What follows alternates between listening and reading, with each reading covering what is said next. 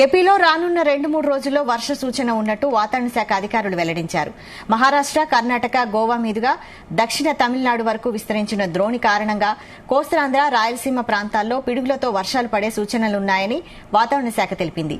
కోస్తాలో ఉరుములు, మెరుపులతో మోస్తారు వర్షాలు పడవచ్చు.